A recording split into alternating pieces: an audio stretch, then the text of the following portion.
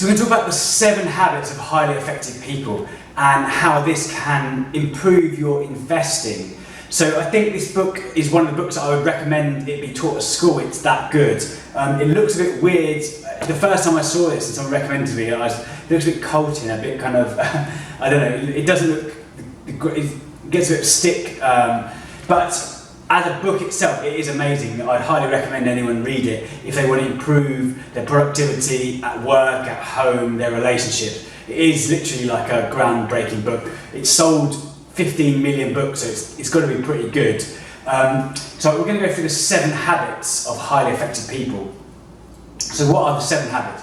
Okay, then be proactive, begin with the end in mind, put the first things first, think win-win, seek first to understand and then be understood, synergize and then sharpen the saw. So let's get through it. So be proactive. It's actually going out there and doing. You're not going to achieve much if you just sit back and kind of be reactive. It's actually going out and being proactive. He uses kind of 2 really good examples of this stimulus and response. So we're all humans and we all take in stimulus. And we get to choose, we're responsible for our response to this stimulus. So bad things can happen, and then we as humans get to choose how we respond to it. So he talks, it's a really good story about, where it's like a Holocaust survivor, and he basically uses this example, and it's saying even the most terrible situations, we as humans get to essentially choose how we react or how we respond to these kind of terrible situations. So we can use this in our day-to-day life, but even bad things happening, you know, if we're driving our car and kind of traffic's annoying us, then we can actually choose to not get annoyed by this, or we can choose to leave earlier to avoid the traffic. This is being proactive. And he also talks about the circle of influence and kind of the circle of other things happening to us. So we have the circle of concern. So we have kind of a circle of influence that we can influence, and there's kind of a circle of concern as well. So people get upset when they see bad stuff on the news every day. Unfortunately, bad stuff happens in the world. There's not much we can do to change this. I mean, we can go and vote, we can go and petition, we can actually do so. But the kind of ultimate thing is, don't get upset by stuff we can't change. Or if you are getting upset, then actually go out and do something about it. Don't just, we have a circle of influence, and we as a human, we're only one person, we can only kind of influence a certain number of things. So don't get stressed out about kind of what other stuff that we have no control over. So that's number 1, be proactive. Number 2, begin with the end in mind. So I always talk about have a life plan. So it's so important to know where you want to get to. So in his book, he talks about picture your funeral, which is a bit of, kind of might be a bit grim, but it's kind of say, picture your funeral. Who do you want to attend? Like what kind of life, what kind of the stories do people want to tell about your life? And this kind of puts into kind of motion that, start with the end in mind, and then kind of almost, they talk about in startups, reverse engineer where you want to get to. So we talk in investing, have a life plan, so know where you want to get to. If you're investing for 20 years, you're going to have a much different strategy than if you're only investing for 5 years. So knowing this can be really powerful in your investing. That's number 2. So number 2, be the designer as well. So you can be the designer of your life. Don't let things happen to you. If you want to know where you want to end up and kind of work towards that every day. Number 3 is put first things first. So he talks about the importance and urgent matrix. So he talks about on a kind of matrix here, what's important and what's urgent. So he always says like, do the urgent and important stuff first. Like, don't get distracted by the not important stuff. We kind of can quite, especially at work, we can kind of get bogged down in the mundane kind of stuff that's not going to get you your yearly goals or your kind of what your actual job is in type, what you're actually meant to be doing. We can kind of get distracted by answering emails and actually not actually achieving anything. By putting the most important things first, this is really powerful of being effective and getting things done in work and in life. That's number 3. Number 4 is win-win. So think win-win. So don't just think about us all the time. Think about what does the other person want and coming to a compromise, but not necessarily. He's not saying don't always be the master, don't always be the person losing. He's saying come to a compromise where both you and the other person wins. So he used an example of a silly example, but it's a really good one. He uses just opening the window at work. He's saying that one person doesn't want the window open, the other person does want the window open.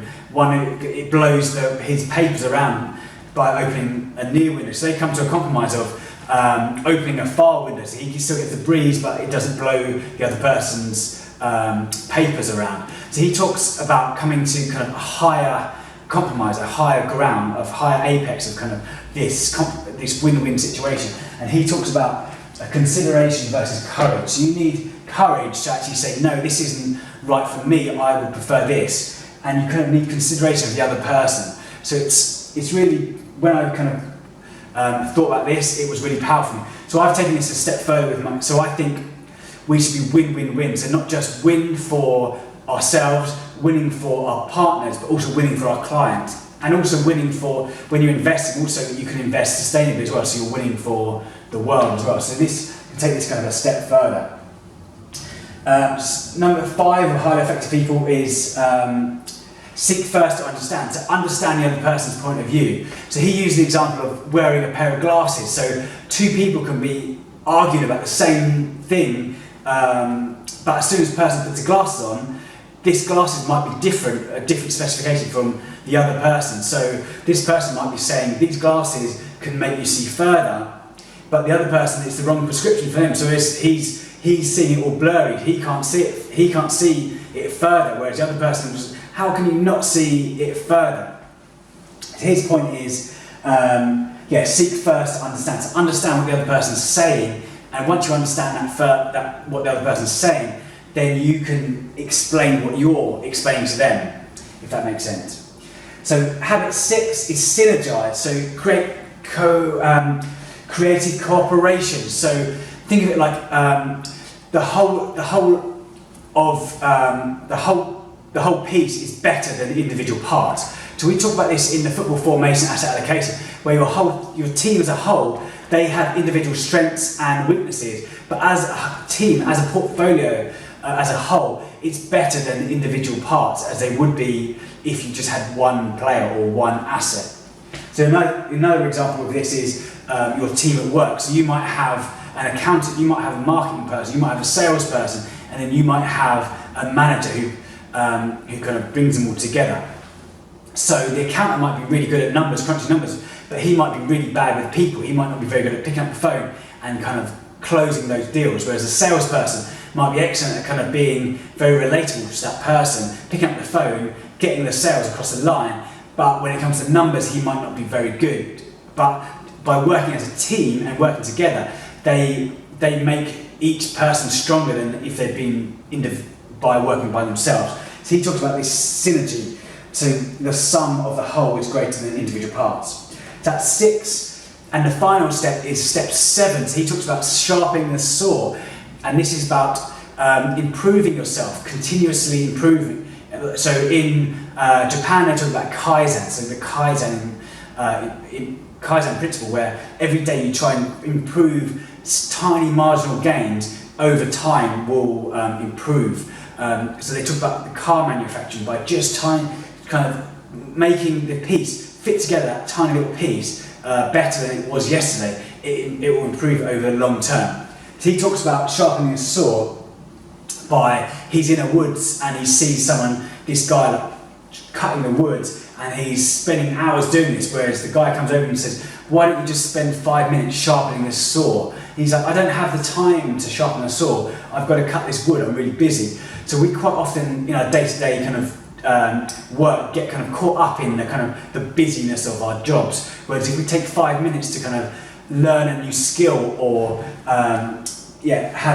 improve our education or improve our experience, that over the long term we can actually be kind of better than if we'd kind of just been kind of continuously trying to keep doing what we've always done. They say that the definition of insanity is doing the same thing over and over again and expecting different results. Sharpening the saw is taking time out to even replenish yourself. So on a Sunday, just relax and don't do any work, because you're going to be more productive on that Monday morning. So just to summarise, The 7 Habits of Highly Effective People, an amazing book. Would think it should be taught at school, it's that good. 15 million copies sold, so it's got to be pretty good if that many people have read it. So just to summarise, be proactive, begin with the end in mind, put the first things first, think win-win, seek first to understand, synergise, and then sharpen the saw. So 7 Habits of Highly Effective People by Stephen Covey, highly recommend reading it.